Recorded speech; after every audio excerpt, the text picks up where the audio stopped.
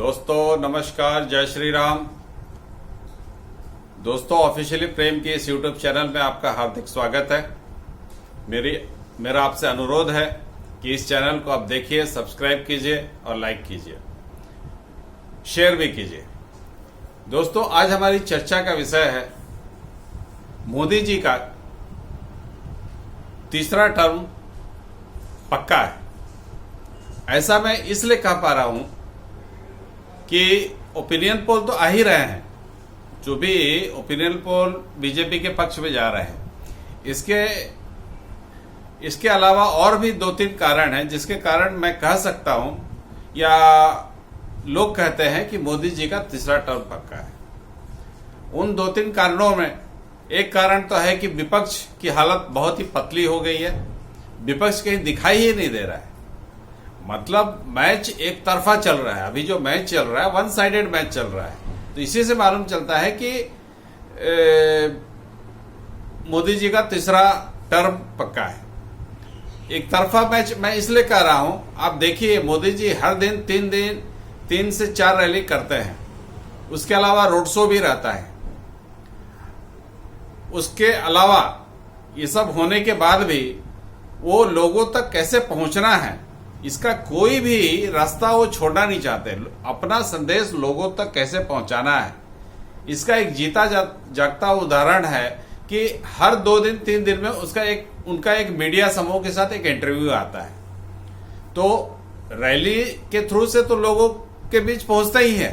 इसके अलावा वो सोशल मीडिया, टीवी, हर जो भी रास्ता है मतदाता के पास, एक जो वोट देते हैं उनको पास कैसे पहुंचना है, जो भी रास्ता है उस हर रास्ते का उपयोग करते हैं।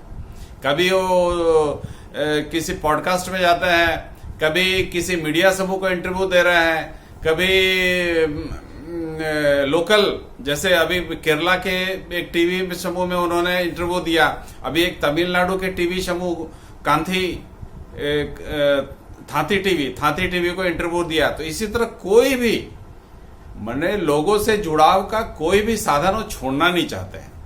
तो एक तरफ मोदी का ये सारा कनेक्ट है लोगों के साथ, दूसरी तरफ ऑपोजिशन कहां पे है किसी को नहीं मालूम। ऑपोजिशन मुश्किल से 1-2 रैली कर पाता है, नहीं कर पाता है। सब अलग अलग रास्ते चल रहे हैं और जिस हिसाब से उनका बिखराव है और एक महत्वपूर्ण सीट में भी वो जिस हिसाब से अपना कैंडिडेट घोषणा करने में इतना आगे पीछे हो रहे हैं, जैसे समाजवादी पार्टी के अखिलेश यादव है, कभी किसी कैंडिडेट को लाते हैं, फिर 2 दिन बाद उसको हटा के दूसरा कैंडिडेट को डाल देते हैं। तो इस तरह उनके में जो बिखराव है, कोऑर्डिनेशन का अभाव है, कोई एक कॉमन मिनिमम प्रोग्राम नहीं है।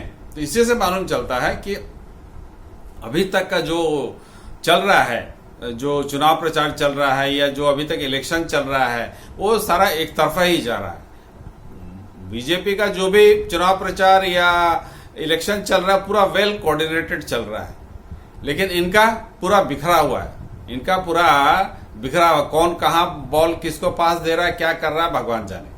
तो इसी से मालूम चलता है कि मोदी जी का जो तीसरा मोदी 3.0 वो पक्का है। तो ये तो भारत में ये गूंज है ही कि मोदी 3.0 पक्का है। इसके अलावा विदेशों में भी इस चीज का गूंज है। जैसे अभी एक G7 की मीटिंग होने वाली है इटाली में।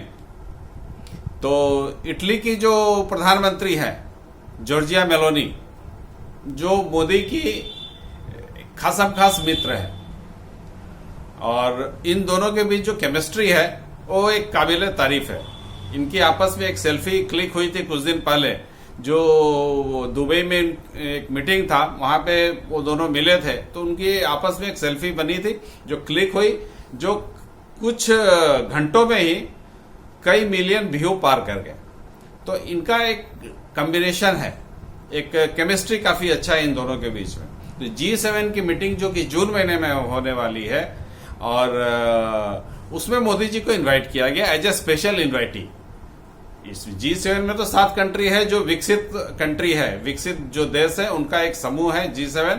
तो वहां पे मोदी जी को भी बुलाया गया एज ए स्पेशल इन्वाइटी, क्योंकि आज के समय में इंडिया का जो बढ़ता हुआ रुतबा है और मोदी जी का जो बढ़ता हुआ कद है, इनको अलग करके आप कोई फैसले नहीं ले सकते हैं। तो इसीलिए इंडिया को भी बुलाया गया, क्योंकि इंडिया फ्यूचर का सुपर पावर है, फ्यूचर का सुपर पावर है। तो उसको उसके सलाह के बिना ये G7 कोई मेमोरेंडम नहीं ला सकते हैं। तो इसीलिए कि आगे सारा चीज एक कोऑपरेटिव वातावरण में सारा कुछ चलता रहे, इसीलिए इंडिया को भी बुला लो। और मोदी जी तो है ही विश्व गुरु, मोदी जी अपना जो उसमें प्लस जो इनपुट्स डालना होगा वो डालेंगे, अपना जो अपना सुझाव देना होगा देंगे। तो इसी से मालूम चलता है कि अभी मोदी जी आए नहीं है, तीसरा टर्म इनका आया नहीं है, लेकिन वो भी श्योर है, जॉर्जिया मेलोनी जो इटली के प्राइम मिनिस्टर है वो भी श्योर है कि आने वाला तो मोदी ही है। और इसके अलावा जो यूरोपियन कंट्री है, जॉर्जिया मेलोनी तो अपने मन से तो नहीं बुला सकती है, उसने G7 के और भी जो देश है उनसे सलाह मशवरा किया होगा। सलाह मशवरा करने के बाद as a special invitee Modi ji को इन्वाइट किया गया। तो इससे भी मालूम चलता है कि मोदी जी का 3.0 पक्का है। और मोदी जी का काम करने का तरीका भी गजब है। इस समय क्या आचार संहिता लगी हुई है, लेकिन मंत्रालय जो है, इनका जो भी मंत्रालय है वो सारे काम कर रहे हैं जिससे कोई चीज देश हित में कोई फैसले लेने में देर ना हो।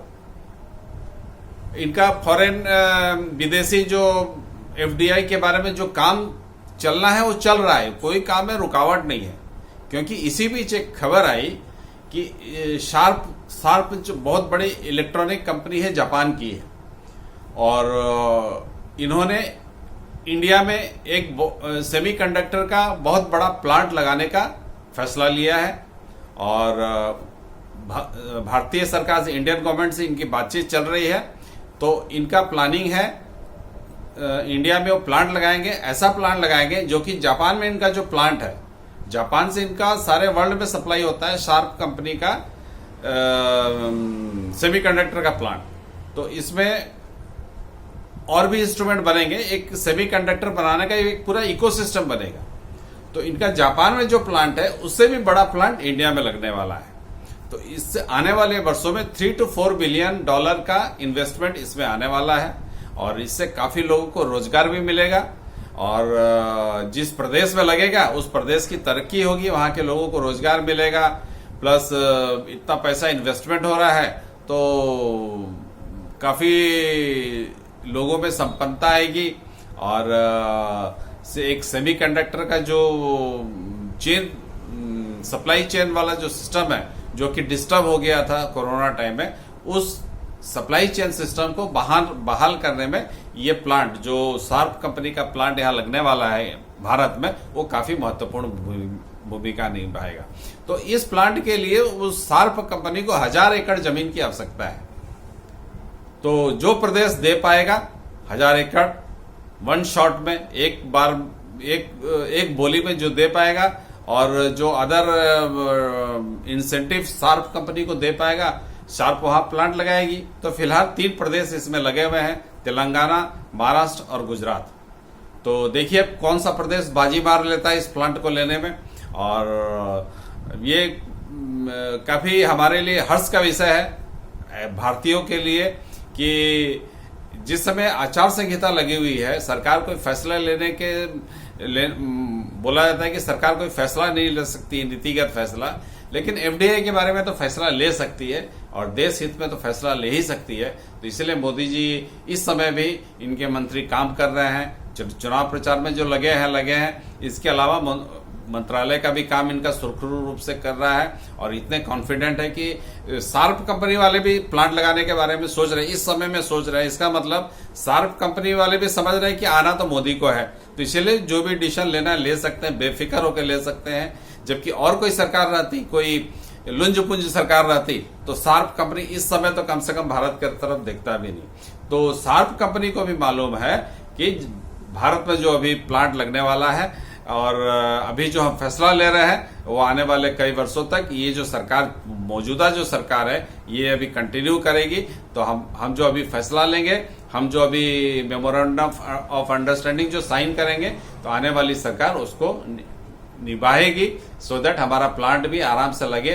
तो कोई टाइम उनका बने, जैसे सरकार अभी इसमें चल रही है, आचार संहिता लगी हुई है तो अभी फैसला नहीं ले सकता, ऐसा कुछ नहीं है। सरकार सारे फैसले ले रही है, देश हित में जो भी फैसला लेना है ले रही है। तो ये मोदी का वर्किंग स्टाइल है, मोदी का वर्किंग स्टाइल है, और भारत के लिए काफी फायदेमंद है, क्योंकि एक पल गंवाए माने समय की बर्बादी बिल्कुल नहीं है, समय की बर्बादी बिल्कुल नहीं है, और हर काम समय पे पूरा हो, और पॉलिसी पैरालिसिस वाली स्थिति तो बिल्कुल ही नहीं है कि हम चूंकि फैसला नहीं ले पा रहे हैं इसलिए हमारा काम नहीं हो पा रहा है। एक बार मनमोहन सिंह ने कहा था कि फैसला नहीं लेना भी एक फैसला है, लेकिन मोदी सरकार इस चीज पे विश्वास नहीं करती। मोदी सरकार फैसला लेती है और काम फटाफट काम अपना अपना काम हो रहा है। तो इस मामले में तो मोदी सरकार की तारीफ करनी ही होगी दोस्तों। भले ही आप कांग्रेसी रहे हो, लेकिन जहां पे मोदी है मुमकिन है, और मोदी है तो मुमकिन कर रहा है। तो दोस्तों ये हमारे लिए काफी हर्ष का विषय है, क्योंकि हम हिंदुस्तानी हैं, हम एक राष्ट्रवादी है और एक सनातनी भी है। तो इस कारण हमें मोदी पे काफी गर्व है। दोस्तों फिलहाल इतना ही, आने वाले नए एपिसोड का इंतजार कीजिए। हम एक नया विषय लेके आएंगे, बहुत अच्छा विषय लेके आएंगे आपके लिए, इसका इंतजार कीजिए। नमस्कार, जय श्री राम।